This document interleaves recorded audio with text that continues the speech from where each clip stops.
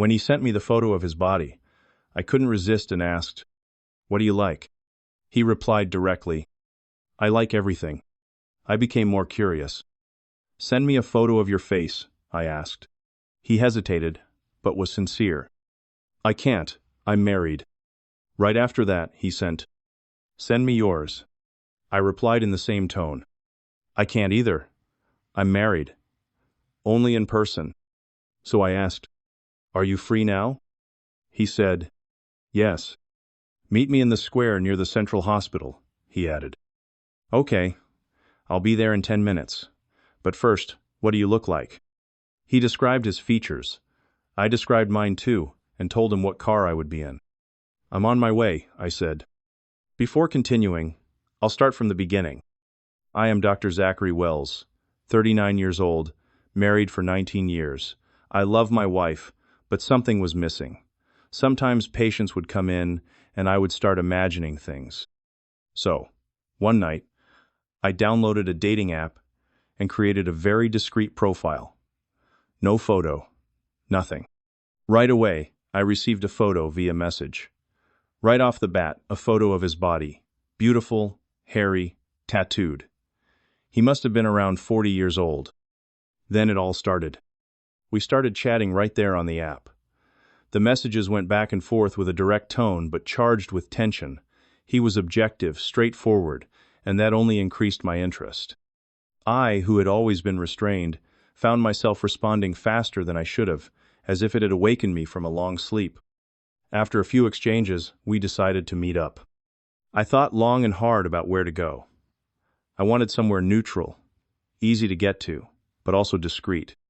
Then I thought of the little square near the hospital, where I worked, a more remote area, poorly lit at night, where hardly anyone passed by at that time of day.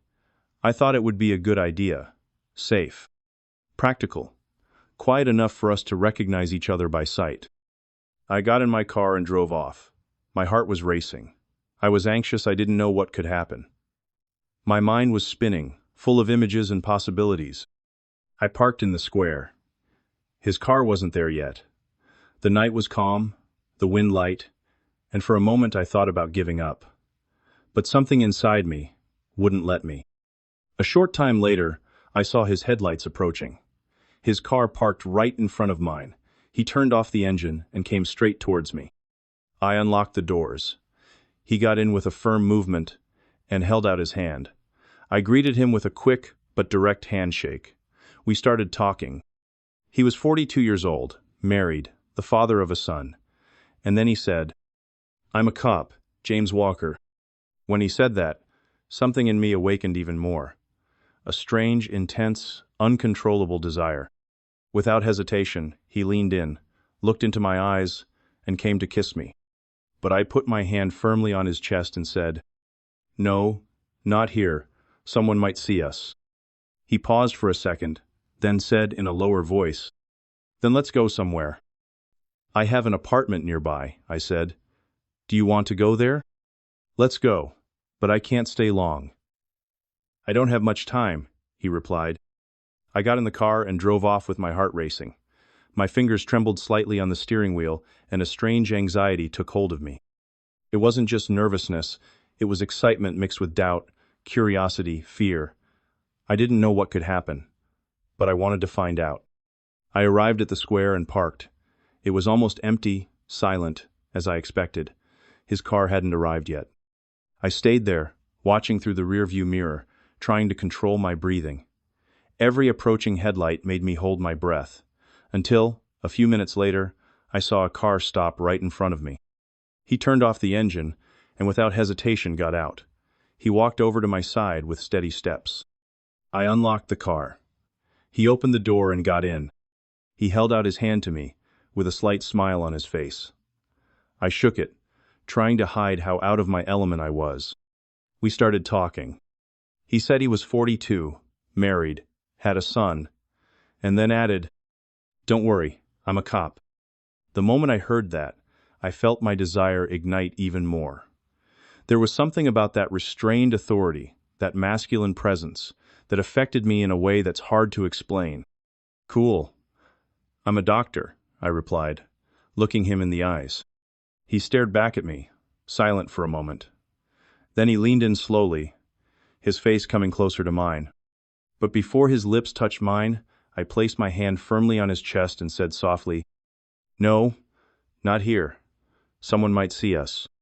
He smiled slightly, with a warm, direct look, and replied, "Then let's go somewhere. I have an apartment nearby. Do you want to go there?" "Let's go. But I can't stay long. I don't have much time," he said, glancing discreetly at his watch. And there, in the restrained silence of that car, something began that would change much more than my night. The drive to my apartment was short but silent. We didn't exchange many words, just quick glances, tense breaths, as if anything said at that moment could break the spell that enveloped us. The night outside seemed darker than usual, and the sound of tires on wet asphalt only added to the suspense inside the car. When I stopped in front of the building, he looked at me with a slight nod, as if to say, "Is this it?" I pressed the gate control. We went up together, in silence. I opened the apartment door, turned on a dim light in the corner of the room, and let him in first.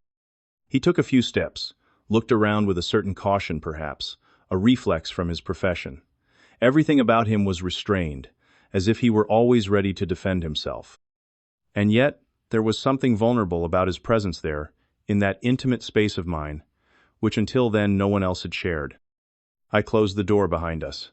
For a few seconds, only the sound of the city in the background filled the room. "Nice place," he said, glancing out the window. "Thanks," I replied, stopping a few steps away from him. He turned around, and this time he didn't hesitate. He came up to me firmly, looked at me for a second, and kissed me quick, direct, leaving no room for doubt. A dry touch of lips that seemed to contain days of silence and desire. A gesture that said everything without saying anything. We stood there, staring at each other, panting in silence. "I don't have much time," he murmured, almost without a voice. "Then let's make the most of it," I replied, feeling my heart pound in my chest. We left for the apartment. Halfway there, he broke the silence. "Do you always do that?" I looked at him sideways and smiled. "It's my first time." He gave me a surprised look, the corner of his mouth turning up. "Really?" "I mean it," I confirmed, keeping my eyes on the traffic. He let out a soft laugh. "I'm honored," he said, and smiled genuinely. It was a smile that mixed charm with a certain relief. When we arrived in front of the building, I opened the garage with the remote, got in, and parked the car. We went up in silence, but the air between us was already heavy with expectation. As soon as we entered the apartment, we went straight to the bedroom. He barely waited for the door to close. Completely, he turned to me and, decisively, pulled me toward him. That's where it happened. The first kiss. Unlike what I imagined, there was no hesitation. He kissed me firmly, as if he knew exactly what he wanted. His grip was strong, secure, and it caught me off guard. His body pressed against mine, his hands firmly on my waist, his mouth hot and determined. All of it was driving me crazy. Our clothes fell one by one to the bedroom floor, as if time had slowed down just for the two of us. There was no rush, but there was urgency in our gestures, in our touches, in our glances, that said more than any words could.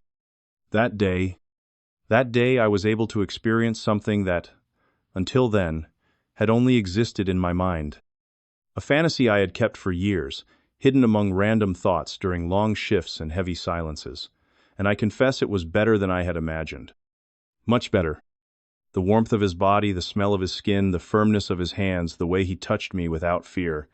Everything felt right, even though it was forbidden. For the first time, what was only desire became reality, and I didn't want it to end so soon. But all good things must come to an end. And that moment, which seemed suspended in time, also had its end announced. He looked at the watch on his wrist, then unlocked his cell phone, and said, with the serious voice of someone returning to reality, "Let's go. It's time for me to go." I just nodded. "Let's go." The mood changed a little. It wasn't regret or embarrassment. It was just the weight of returning to real life. We got dressed in silence, picking up our clothes from the floor, as if trying to put back something that no longer fit in the drawer. On the way back to the square, he was quiet. So was I. The car radio played some song softly, but I don't even remember what it was. I just thought about what had just happened. What I had just allowed to happen. When we got there, I parked in the same spot as before. He took a few seconds before opening the door. He turned to me with that steady look but now softer, and he said, "I liked you." He grabbed me lightly. "I liked you too," I replied with a slight smile, still trying to understand everything I was feeling. We exchanged contact information right there. No promises, no pressure. Just that silent gesture, that maybe it wouldn't end there. He got out of the car, and I stood there staring into space, taking deep breaths. I felt light, relieved, in a strange and good way. Happy, even if it was for something I never imagined I would experience. I started the car and, still with a smile on my face, I thought to myself, this app is too good. It's like a food delivery app. You choose, confirm, and it comes to you. I laughed to myself in the driver's seat. A laugh that was half silly, half incredulous, but real. And I went home feeling different. About 3 days later, my phone vibrated first thing in the morning. When I unlocked it, there it was. A message from him. "Hey, my friend, how's it going? The guys are going out for a beer tonight. Want to join us?" When I read it, I felt a smile escape light, automatic. I stared at the screen for a few seconds, as if that message was more than it seemed.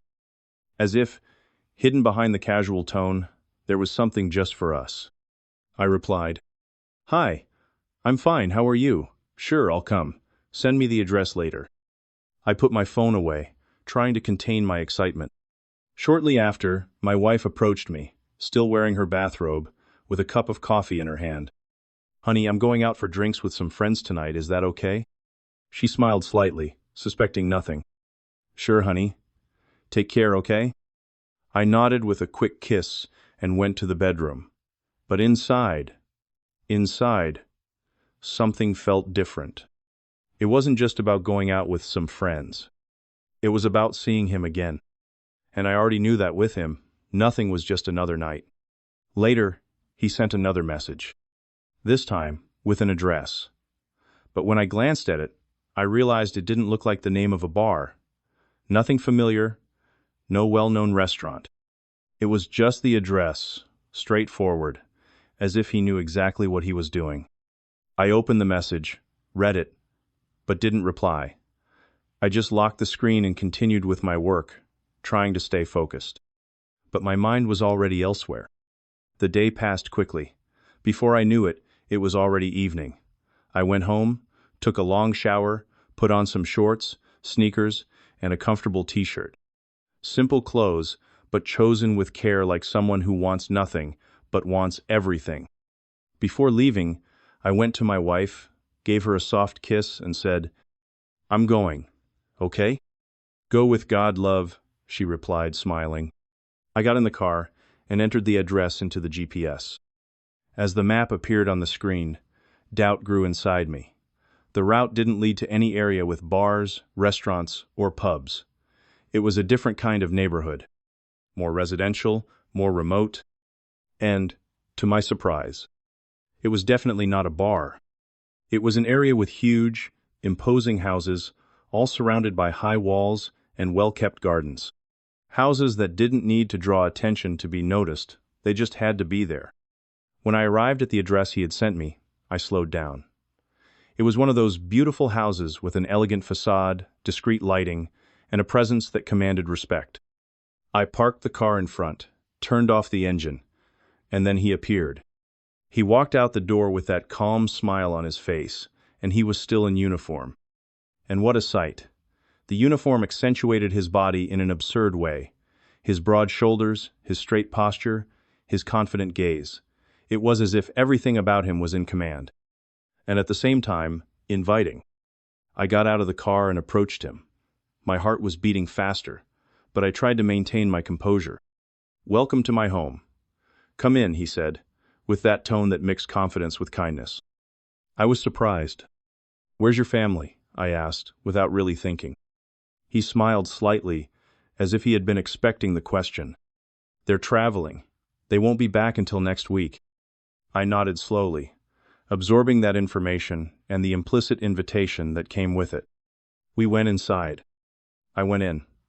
He calmly closed the door behind me and immediately asked if I wanted a drink. I accepted because, to be honest, I was nervous. He poured me a shot of whiskey, and I downed it in one gulp, trying to hide the turmoil inside me.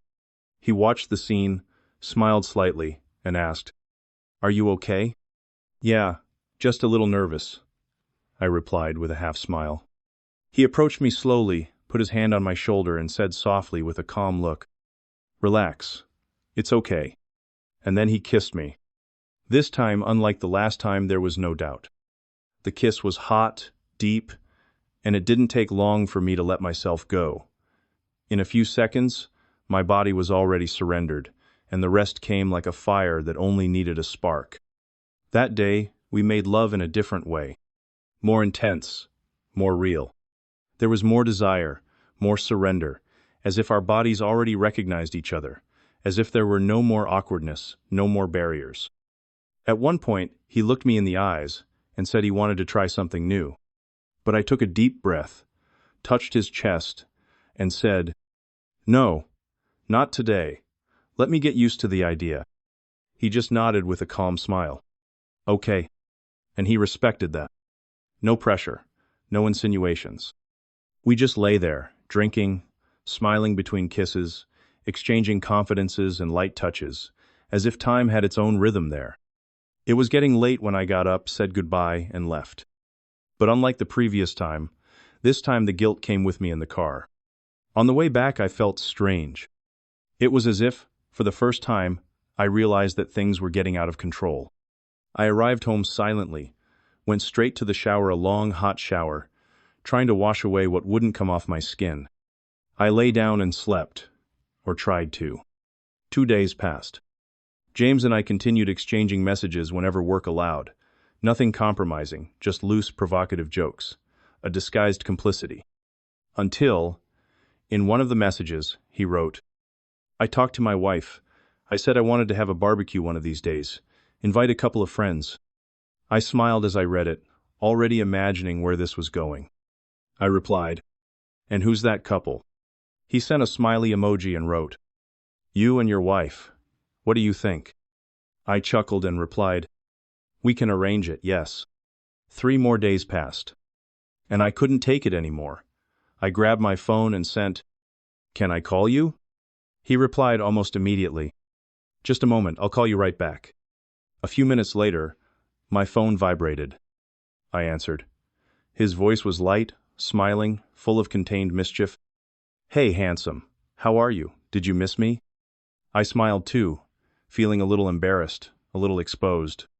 "How did you find out?" He chuckled on the other end and replied, "Because I'm missing you too." We were silent for a second, that kind of silence that's full of unspoken things. And then he continued, "Let's have a barbecue at my place next Sunday. What do you say?" "Sure, let's do it. I'll talk to my wife and get back to you," I replied, trying to sound natural even though my stomach was churning. "Okay.